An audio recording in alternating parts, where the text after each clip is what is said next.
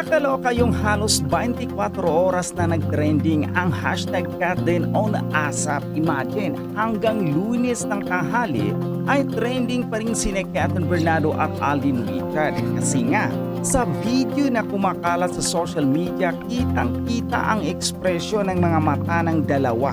Si Catherine na parang ramdam na ramdam mo ang kaligayahan na ang mukha ni Alden ang nakikita niya kapag nasa stage siya.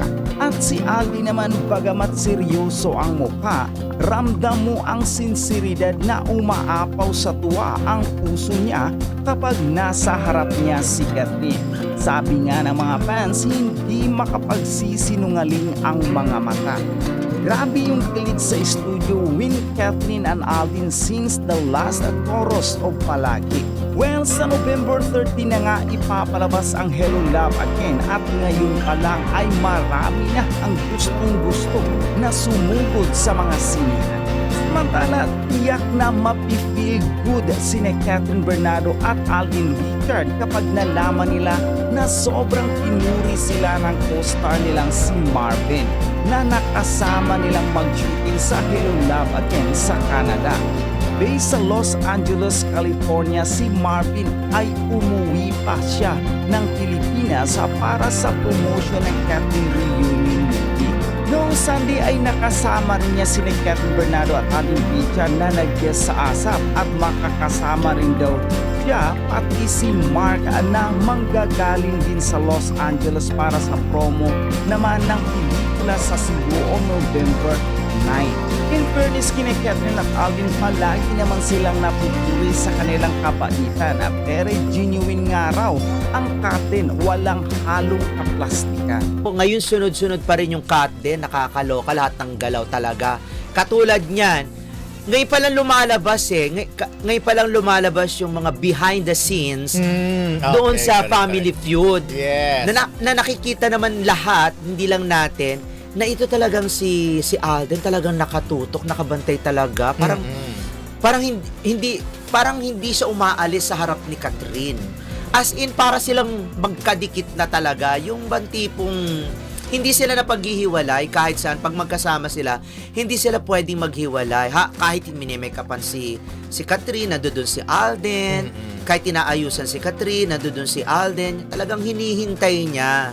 Hinihintay niya na sabay silang papasok, sabay silang alam mo yun, lalabas o magbe-break. Hindi ba? Pero ang tanong ko lang, nakatikim ka na ba ng sinigang na tilapia? Oo. Talaga ba? Bakit? Kasi yun ang sagot ni Catherine dun sa isang tanong sa Family Feud tungkol sa sinigang na. Ang sagot niya tilapia. Oh. So nakatikim ka na talaga ng sinigang. Oo, meron naman sinigang na tilapia, meron din. Meron sinigang na bangus. Uy, meron din. Kasi siguro... So pwede naman talaga yung sagot. Lahat. Nako, huwag niyo, totoo lahat naman pwedeng isigang. Diyos ko, dahil kahit nga baka sinigang Oo nga. Lahat ng isda pwedeng isigang yan. Ewan ko lang kung dilis pwedeng isigang. Siyempre, hindi. Pero grabe yung tawa nila doon, di ba? Yung para sa sinigang na tilapia na sagot ni kasi sinigang, tas fill in the blank. Kung pag ikaw tinanong, sinigang na... Baboy, baka, or bangus. Oo, pero siguro naubusan na siya. Pero sagot niya nga tilapia, sinigang na tilapia. Baka kinakain nila yun, niluluto na sa bahay yun. Na-imagine ko tuloy, sabi ko, pwede pala magpaluto ng sinigang na tilapia. Oo, pwede yan. Pinaksiw nga, pwede dun Tsaka, yung paksiw, tsaka adobo nga pwedeng tilapia. Ang pinaka talaga popular ay ginataang tilapia. Pwede rin, na may mga, ang tawag doon, pechay-pechay. Mga pechay na naging kipi na. Mga pechay, mga bulaklak naging kipi na ngayon. Pero grabe talaga siya na si Alden. Nakikita mo yung pag lalabas sila, parang kasi halimbawa may pinto, ihaharang niya na yung kamay niya. Siya na talaga mauna. Parang hindi lang maipit si Catherine. Pwedeng siyang maipit. Napakamagino talaga nito ni Alden. Nakakaloka. Alam mo, isa talaga tong boyfriend material talaga tong si Alden. Of course. Diyos ko, day. Parang hindi mauubusan si Alden ng kilig sa isang karelasyon sa ginagawa niya. Wala pa dyan yung hindi pa sila nakakapag-dine out ay nakakapag-dine in Di ba katulad niyan, inuungutan niya na nung di ba nakaraang undas, di ba nagawa ni Alden na nagawa ni Alden na i-treat ang kanyang pamilya, si Oo, Daddy siguro, Bay, kasi nga sobrang tapos busy yung naman siya. tatlong kapatid niya punta sila sa Sonia's Garden. Yun nga, nakapag-bond din sila at gumawa sila ng isang private room. O, di ba? Yayaman yan. Next. Si Catherine kaya tsaka si Alden, magaling kaya sila magluto ng laing, ng mga ganyan. Alam ko si Catherine kasi more on ano yan Iba na more on ang- mga international cuisine Yes. yan Si Alden pwede pa kasi meron siyang, teka muna, by the way, nagtatanong ang mga fans Kung dun sa post na yon kung kung meron pa bang conscious si Alden. Alam ko meron pa dito Yung sa may sa ano, Tagaytay Highlands. Oo, pero yung dito sa may Quezon City, nawala siya noon nung Wala na. pandemic. Oo. Alam ko sa Tagaytay kasi ilang beses kami nakakain diyan sa Tagaytay Highlands na, by the way, hindi po pwedeng pumasok yung mga walang access. Talaga? Kumain kami dyan noon eh. Kasi nga naman yung may-ari ng Polari, meron silang bahay doon. Kaya nakakapasok kami. Kung hindi kayo makakapasok doon, Day. Talaga ba? Oo, dapat merong may-ari o member ng ganon. Tapos eto na nga, inuungutan ngayon si Alden ng mga fans na dalhin mo naman dyan si Catherine. Siguro sooner or later kasi syempre busy pa sila. Tsaka ibang ang focus nila ngayon. Actually, nung itong nakaraang undas, di ba, nag-expect sila na magkasama dapat yung dalawa nung Halloween party. Kaya lang, si Alden kasi tingin ko hindi siya ganun. Yung personality niya, mahilig yung I'm sure. Tsaka parang bigyan mo na ng chance si Catherine with Others. her friends. Kasi Oo. lagi naman tayo magkasama. Parang ganun na yung dating. Pero maganda sanang chance yun, ano? Maganda sanang pagkakataon yun na naka-costume silang dalawa. Pero, Ano ba yung costume ni Catherine? Yung green? Sino ba yun? ewan ko, parang aniyata siya. Wala, nag-makeup lang siguro si Catherine for the sake of joining the Halloween craze. Yes. Pero Mga nakakatawa costume. lang kasi yung mga ibang fans talagang naghahanap sila ng butas, di ba? Yung kung paano magkaroon ng issue. Wala naman talagang issue. Wala. For example, kung nakasama ni Catherine si Dominic. Oo. May issue pa ba? Lagi naman, kumbaga magkaibigan na sila even before pa. Oo. Di ba?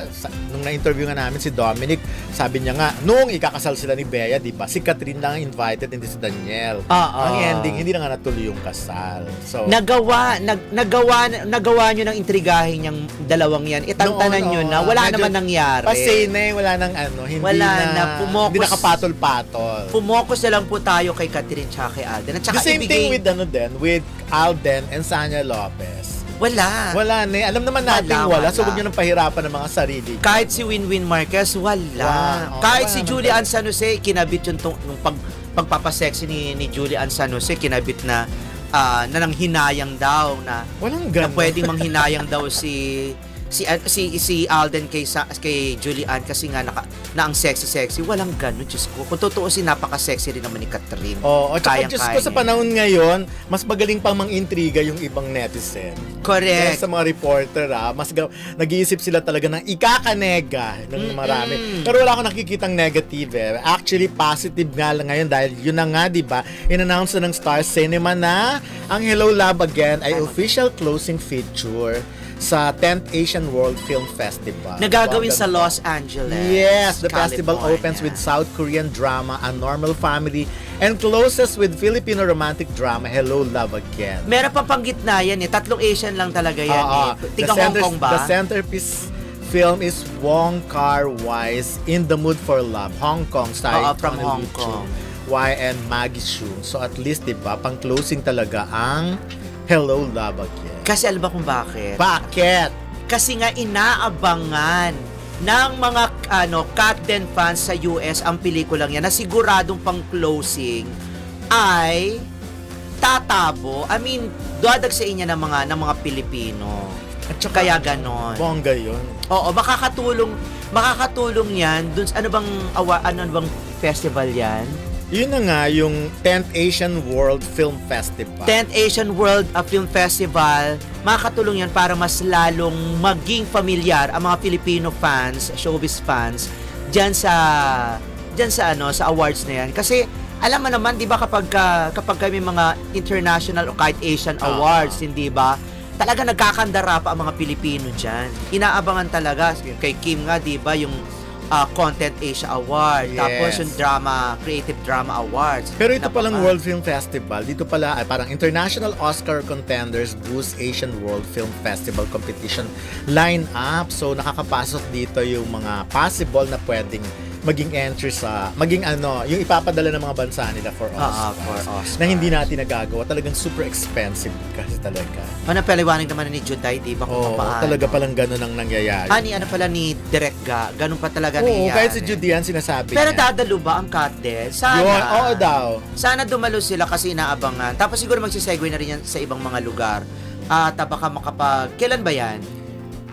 10th anniversary taking place November 13 to 21. November 13 November 13? To 21. Okay, sa So, 21. napasok pa dun sa mga sa Oo. mga time na magpo-promote talaga ang Cat Den abroad. Oo. At nakapag-promote na sila dito at sisimulan na nila kasi meron silang Dubai, di ba? Tsaka ang laki Siguro tutuhog-tuhogin na yung mga yan. ang gandang exposure nito.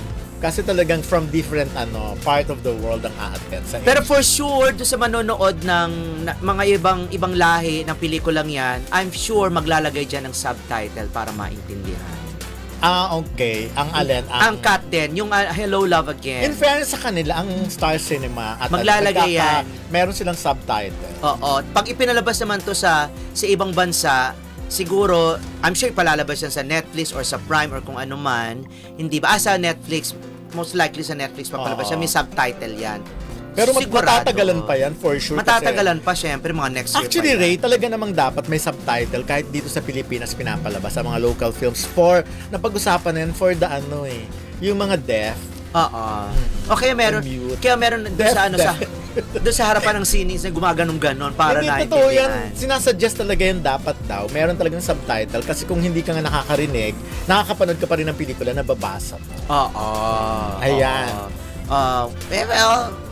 Baka kasi ma-distract or something. Hayaan mo na dahil ang Filipino fans naman kumbaga, ang mga Filipino films katulad yan para sa mga Filipino fans. Pag ito ay napalabas naman na katulad yung sasabi natin sa Netflix o malalagyan na ng subtitle. Anyway, moving on! Pero bago yan, naloka ko, pati pala ang Santa Lucia Cinema, nag-announce na rin sila na available na ang mga tickets ng Hello Love Again. Pati 12 meron na sila. Oo, parang for the first time naggaganyan sila. At may lahat ng mga cinema 6, 8, 9.